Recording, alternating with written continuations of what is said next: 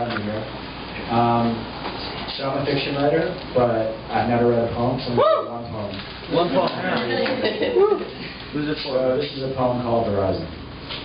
I woke up from an awful dream where I spent my entire life on the phone and couldn't remember where the conversation began. The fragments arranged themselves in a way that made sense to my dying brain. Your body expires before your brain. Those last senses smell music, hear violet, sing sandpaper. The world flips on its side like a two-dimensional drawing, and the cardboard earth can be folded in squares. And as I listen for that last bit of rhythm, the bubbles sizzle and pop like bacon hitting a skillet, and I cannot believe that I've passed so many molecules into the void, and that Horizon will still preside over the space I can no longer fill. So, I'm going to read you guys some fiction. Just started working on called Ayahuasca, and I'm not going to go into like the whole thing what that is, but it's basically, I've been reading about Peru, and some shaman take ayahuasca and have visions and communicate with spirits and reach a level of perception that we don't otherwise reach without ayahuasca. So that's the background. She was wearing that perfume he liked. It was sweet and strong and left a trail of her behind long after she was gone. Strange that he began missing her perfume before he began missing her. He didn't even know what it was called. I'm leaving San Francisco, she said. I'm not leaving you. I get it. Although he knew they were one and the same. So you're okay then. You're okay with it. You'll never wear the plants, she said. No problem. They're like family. He felt dumb for saying that. Plants aren't at all like family. They're plants. They don't have names or driver's licenses. Her eyes were moving over all the plants like she was categorizing them or taking mental snapshots. She'd always been weirdly attached to them. I could pick up some extra soil before I go, just in case. Wonderful, he said. And maybe with too much enthusiasm, maybe with not enough pain in his voice. He didn't want her to go. Trying to make up for his tone, I really care about the plants too, he said. They're like friends. She was touching the leaves of the fern she flicked lights. They're alive too, she said. They can feel things. They speak to each other. He nodded, giving her the space to go on. Ever since they had watched that Netflix documentary, The Secret Lives of Plants, she'd been on about it to everyone who would listen. Him lying in bed, the hour well past 10. Her pacing through the bedroom into the kitchen, phone glued to her hand, glued to her ear. The squish of her feet against the hardwood floors as she was seated into the kitchen. Her muffled voice, better than the softest of lullabies. Only later, when there were too many quiet moments to count, he would remember her voice even more than her perfume. Some people like the smile, or the eyes, or the nose, or the lips, or the feet. But for him, always her voice. God, he was listening to her. He knew her trip to Peru was a mistake, even before she left, but he couldn't reason with her. She made up her mind to go to the jungle, and that was that. After her return, he had begun keeping a journal. He had done so as a way to keep track of her, but soon he turned to the journal as a way of memorializing her. A part of him knew she wouldn't last long, and he needed to keep a record of her. He pasted his favorite pictures into the journal, along with his notes about her. Pictures of their wedding day, their trip together to Tahoe, and the weekend they had gone camping in Joshua Tree. Armed with these pages of happy moments, he took refuge in the past when the present became too obtrusive. October 27, 1996. She shouts in her sleep again. This is the third night in a row. Is it possible you come used to another human calling out in pain? A pillow's length from your head. October 29, 1996. My wife has become unrecognizable to me. Logically, I know it's her, but I don't feel connected to her. Watching her call out in pain is like watching a stranger. I want to help her, but I don't know how. I pasted a picture of her on a sling from our wedding day. I want to remember her before this catastrophe. The books in the library don't explain what's happening here. Rather, they explain it too well, without offering the panacea. One milk before bed offers one hefty glutone. It's lying on the floor behind the baseboard. It must have fallen there before both of them passed out.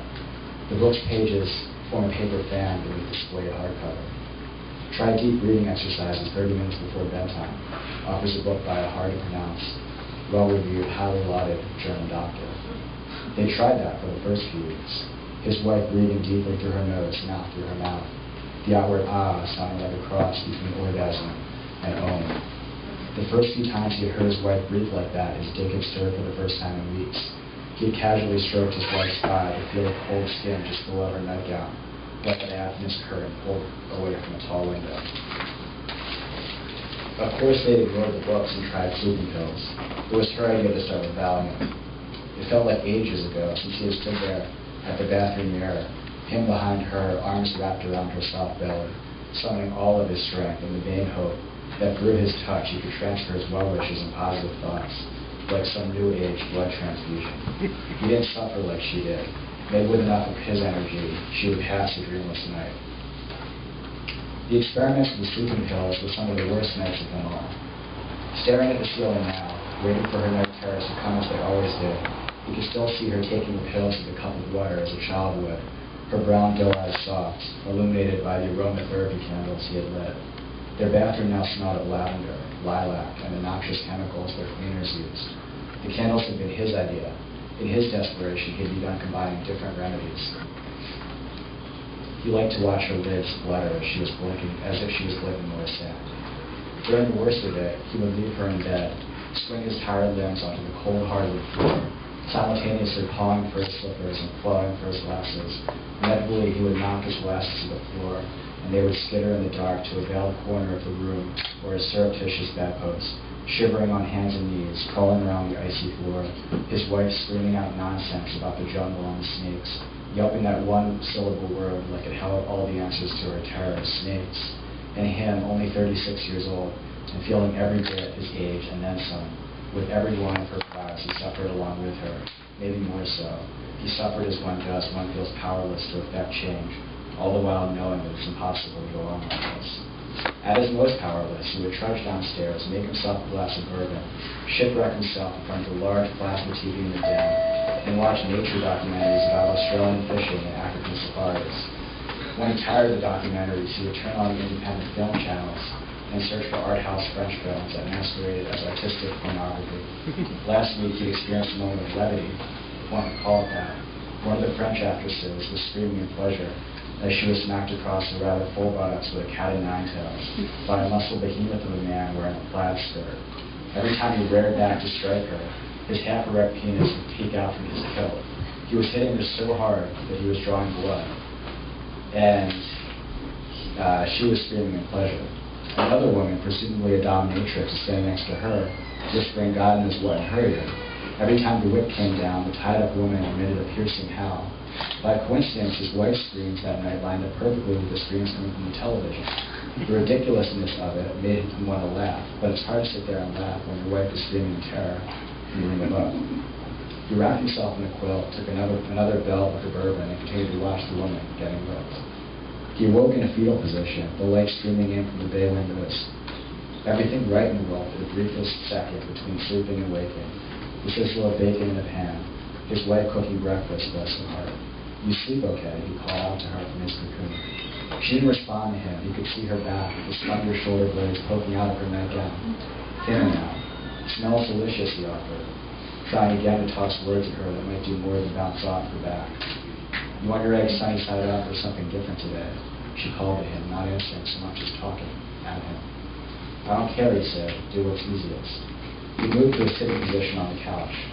The television was on, still tuned to the French film channel. On the screen there were two grizzly bears attacking a Mini Cooper. The bears raked their claws against the pearl blue paint, leaving deep gashes. A woman was screaming inside the car, yet another screaming woman he thought with gallows humor. Paralyzed with fear, she was crying into her hands as the grizzly rocked the car back and forth. He flipped through another few channels, steeling himself to get off the couch, then turned off and went to the kitchen. He opened the fridge and found some juice. "I see you slept downstairs again," said his wife. "It's not so bad. I've always liked sleeping on couches." Was this the right tone? Serious but pleasant. "As I'm sure you know, I didn't sleep well at all." Her eyes were puffy and blank. He could see the red in them, her exposed capillaries. Weeks earlier, she had burst a blood vessel in her left eye. It hadn't healed, and the strain of the last few weeks was written all over her face. He wanted to tell her that she still looked beautiful, that beauty is reflected through the soul. We all age, and our bodies begin to break down. but love will wipe away and all that. Seeing her, spatula in hand, languidly stirring scrambled eggs, he felt how much he loved the person she used to be, rather than this new, listless form. We'll have to keep trying other remedies, he said. I'm sure we haven't thought of everything. She patted his arm. I think it's too late.